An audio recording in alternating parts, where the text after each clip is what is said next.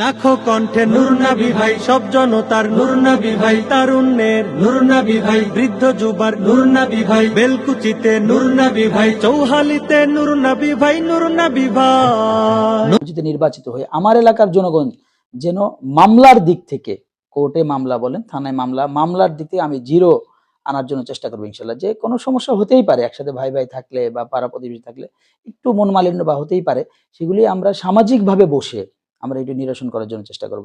আমার এলাকার যারা স্থানীয় জনপ্রতিনিধি থাকবে, স্থানীয় যারা থাকবে, তাদেরকে দিয়ে যে মামলা যেন থানা পর্যন্ত না যায়, তার আগে এটা মীমাংসা। এবং এটাও আমি স্পষ্ট বলি, যদি আমাকে নির্বাচিত করে, যে কোনো জনপ্রতিনিধি টাকা খেয়ে একজনের পক্ষে হেলে যাবে আর একজনকে প্রেশার ক্রিয়েট করবে, এটা থেকেও আমি এটার দিকেও আমি খেয়াল করবো যেন এটা না করতে পারে। তারা এটাও খেয়াল করবো, যারা এটা করবে তাদের জন্য এটা পানিশমেন্ট হবে।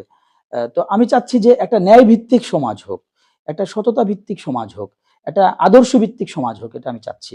যদি জনগণ নির্বাচিত করে তাহলে এইগুলোর দিকে আমি খেয়াল করবো ইনশাল্লাহ।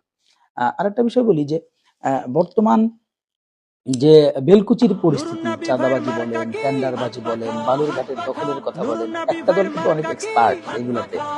তো আমরা যদি নির্বাচিত হই তাহলে আমি জনগণকে বলতে চাই, আপনারা নিরাপদে বাসায় ঘুমাতে পারবেন। আপনাকে কোনো পুলিশ আপনাকে ডিস্টার্ব করবে না ইনশাল্লাহ, সেই পরিস্থিতি আমি তৈরি করে দেবো।